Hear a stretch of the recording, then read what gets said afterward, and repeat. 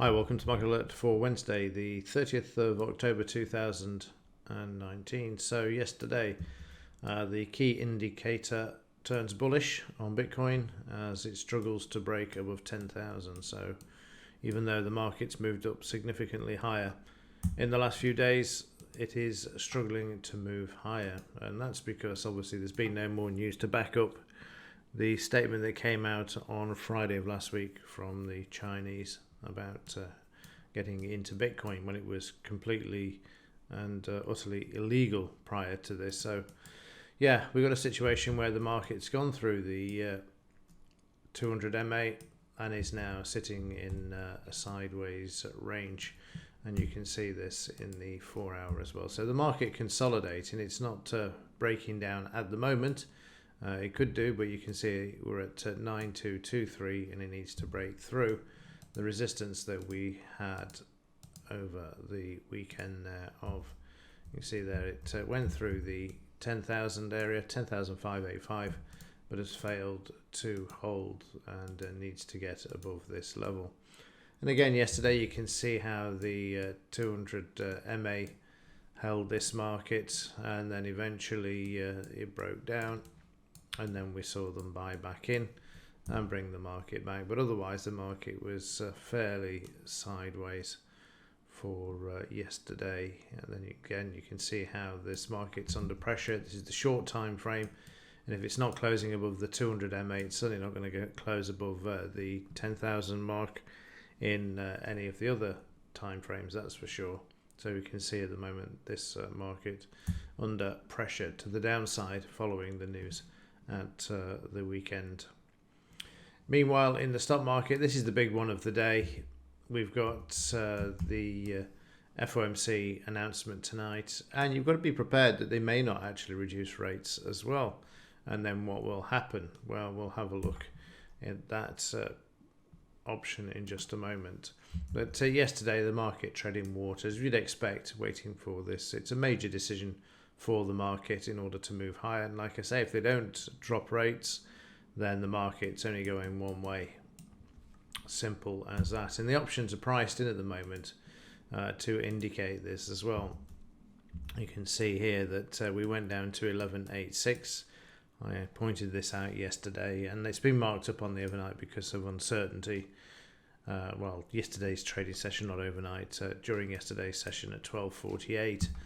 So for me, it looks like, it's expect the worst and hope for the best scenario here. So again, you can see it being marked up there. At the moment, still below the 20 bar moving average, but of course it will be until this starts to shake out, and you've got a bit of weakness overnight as well, which you can see there as well. So 27,121 is a bit of a resistance area. And yesterday you can see everything started off okay. We had a bit of buying in the pre-market session there, market up, and then to support, a lot of volume there, and through the averages, and then up to the DP level, pull back to the 20 bar, and then up again. So only a 100-point move yesterday, but again, as I say, no surprise because the market's waiting for prices to pull back. And they made a shakeout here. I don't know what happened here. I was not at the desk yesterday for all of the session, and then the market got a bounce off this back through the 200, back through the DP. But you can see there you got that retracement, and then the market just trading sideways there into the end of the session. And overnight some weakness there as well, as prices have now broken the 200 MA, but trying to make its way back. You've got the DP level there as well, so we'll need to work hard to get this back.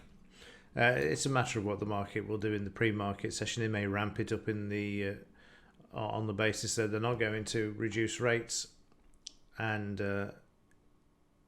then it's got somewhere to fall, and vice versa. Move it down, and then if they drop rates, then you'll see the market move sharply to the upside. Meanwhile, in the pounds, this yesterday, get the right chart. That's the Dow. That's more like it. This yesterday, similar price action actually, which is why it threw me off for a second. Same for this price bar for yesterday, similar to the Dow. Price is slightly in decision. We have a general election apparently for 9th of December. Is it 9th or 12th of December, I think? And yesterday you can see the market breaking the 200 MA, trading to Monday's low. Got 76% retracement where the market comes back. It's tested and then moves to the upside. Finds support at the DP level and then moves higher off this. And then we had the vote later on, which didn't really make too much of a difference. It wasn't. It was forecast, and the market has remained sideways. But at the moment, it's brought some stability to this market, and the market coming off the DP level there at the moment.